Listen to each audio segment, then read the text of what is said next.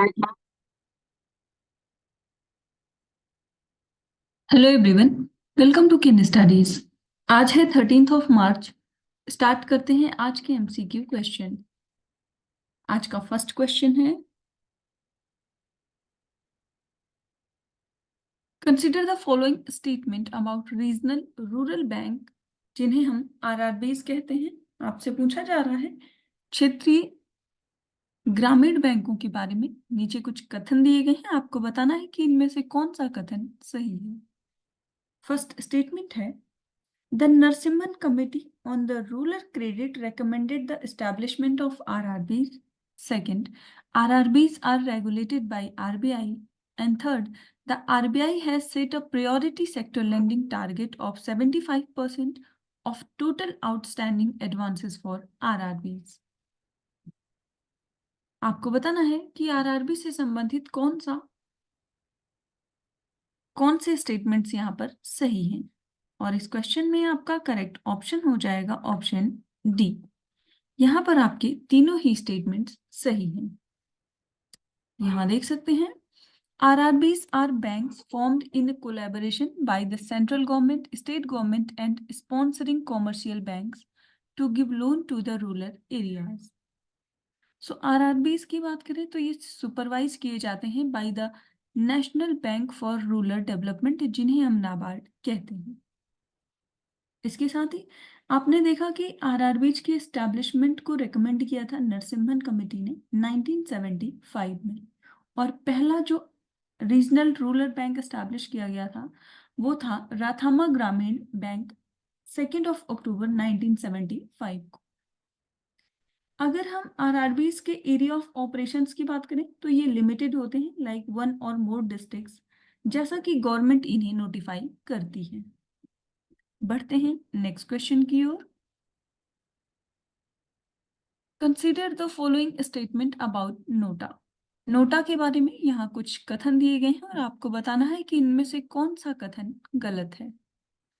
First statement है, NOTA was used for the first time in 2013 assembly elections. Second, NOTA has no electoral value in the Indian system. आप ध्यान रखेंगे, यहाँ आपसे NOTA से संबंधित इनकरेक्ट स्टेटमेंट पूछी जा रही है, और इस क्वेश्चन में आपका करेक्ट ऑप्शन हो जाएगा ऑप्शन डी।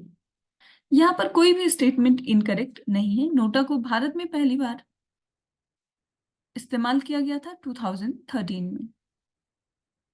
यहाँ देख सकते हैं आप, नोटा की बात करें तो it is the option which enables the voter to officially register a vote of rejection for all candidates who are contesting. So पहली बार इसको यूज किया गया था 2013 के असेंबली इलेक्शंस में इन 5 स्टेट्स, जिनमें है छत्तीसगढ़, मिजोरम, राजस्थान, दिल्ली एंड मध्य प्रदेश। और उसके बाद 2014 के जनरल इलेक्शंस में इसका प्रयोग किया गया था। नोटा का जो पूर्ण रूप होता है वो होता है नन ऑफ द अबव। इसके अलावा इसको नन फॉर शॉर्ट या अगेंस्ट ऑल भी कहा जाता है। सेकेंड स्टेटमेंट में हमने ये देखा कि नोटा का इंडियन सिस्टम में कोई वैल्यू नहीं है। वो इसलिए because even if maximum votes are given in the favor of Nota, the candidate with the largest number of votes will still be declared as the winner. अभी हाल ही में NOTA काफी चर्चा में रहा है, क्योंकि एक एनजीओ है जिसका नाम है एसोसिएशन फॉर डेमोक्रेटिक रिफॉर्म्स, उसने नोटा के बारे में टिप्पणी की है और कहा है कि NOTA is a toothless tiger with no implications on result. इसके साथ ही वैश्विक स्तर पर बात करें तो वैश्विक स्तर पर पहली बार जिस कंट्री ने नोटा को इंट्रोड्यूस किया अपने इलेक्टोरल प्रोसेस में वो है फ्रांस, और फर्स्ट एशियन कंट्री बांग्लादेश है। नोटा को लागू करने वाला भारत जो है वो वैश्विक स्तर पर 14th कंट्री है। बढ़ते हैं नेक्स्ट क्वेश्चन की ओर। line serves as the boundary between which of the following two countries? आपसे पूछा जा रहा है ब्लू लाइन निम्नलिखित में से किन 2 देशों के बीच में सीमा के रूप में कार्य करती है। आपके ऑप्शंस हैं Russia, Ukraine, Sudan Russia and Ukraine, Sudan and south Sudan, Lebanon and Israel, या फिर अफगानिस्तान एंड ईरान। और इस क्वेश्चन में आपका करेक्ट ऑप्शन हो जाएगा ऑप्शन सी। ये लेबनान और इजराइल के मध्य बाउंड्री के रूप में कार्य करता है।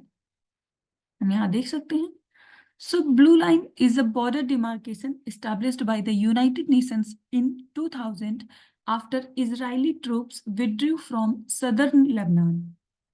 And it serves as the boundary between Lebanon and Israel, aiming to prevent conflicts and provide a basis for security arrangements in the region.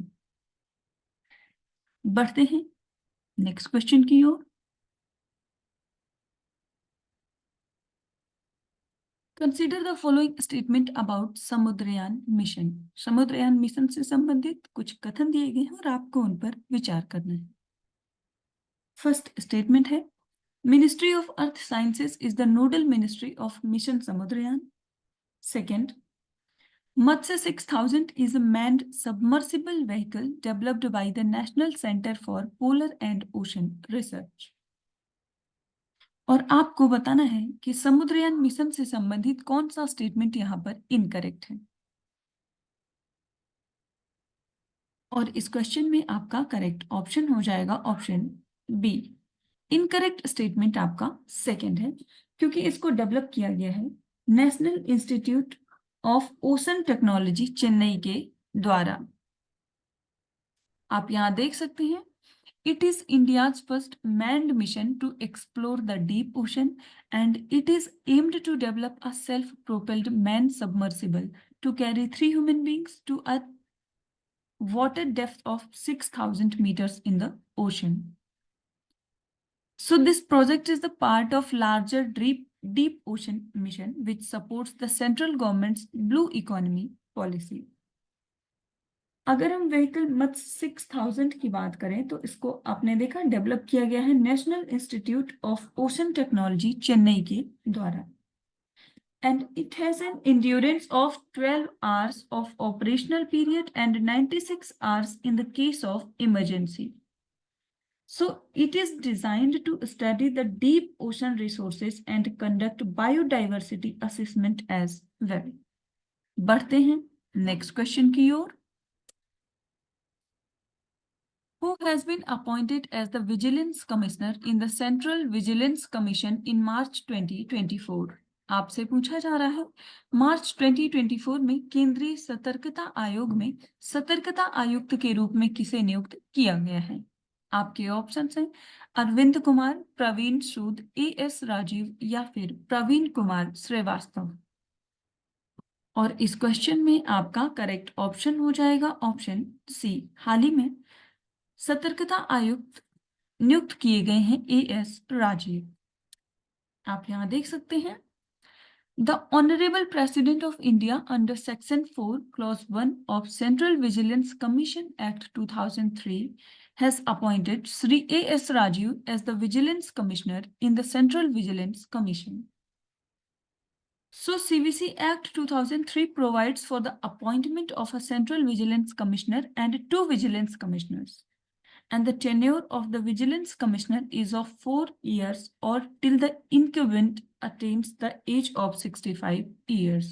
इसके साथ ही केंद्रीय सतर्कता आयुक्त की बात करें तो वर्तमान समय में केंद्रीय सतर्कता आयुक्त हैं प्रवीण कुमार श्रीवास्तव। अब बात करते हैं सीवीसी की। केंद्रीय सतर्कता आयोग की जो स्थापना हुई है वो संथानम समिति की सिफारिश पर हुई है 1964 में। इसमें एक केंद्रीय आयुक्त और 2 आयुक्त होते हैं और इनकी नियुक्ति की जाती है राष्ट्रपति के द्वारा। बढ़ते हैं नेक्स्ट क्वेश्चन की ओर। Is the purpose of the citizenship amendment act 2019? आपसे पूछा जा रहा है नागरिकता अधिनियम संशोधन अधिनियम 2019 का उद्देश्य क्या है। आपके ऑप्शंस हैं to remove illegal immigrants residing inside India, to identify genuine Indian citizens, to check border infiltration by foreigners, या फिर to grant citizenship to persecuted minority groups of Afghanistan, Bangladesh and Pakistan। आपको बताना है कि CAA जो है उसका उद्देश्य क्या है? और इस क्वेश्चन में आपका करेक्ट ऑप्शन हो जाएगा ऑप्शन डी।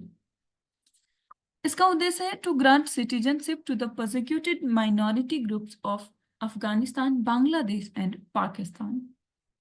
आप यहाँ देख सकते हैं CAA 2019 was passed by the Parliament of India on 11th of December 2019. So it amended the Citizenship Act 1955 by providing an accelerated pathway to Indian citizenship for persecuted religious minorities from Afghanistan, Bangladesh and Pakistan who arrived in India by 2024. अगर हम CA की बात करें तो इनमें कुछ ऐसे भी स्टेट्स हैं जो इससे एग्जेम्प्टेड हैं, जैसे कि असम, मिजोरम, त्रिपुरा और मेघालय, क्योंकि यहाँ पर पहले से ही 6th शेड्यूल को लागू किया जा चुका है। और ऐसे एरिया जहाँ पे इनर लाइन परमिट की आवश्यकता होती है, उनको भी इससे बाहर रखा गया है, जिनमें नागालैंड, लक्षद्वीप और अरुणाचल प्रदेश शामिल हैं। तो आज के करंट अफेयर सेशन में इतना ही। Thank you for watching. Do like, share and subscribe.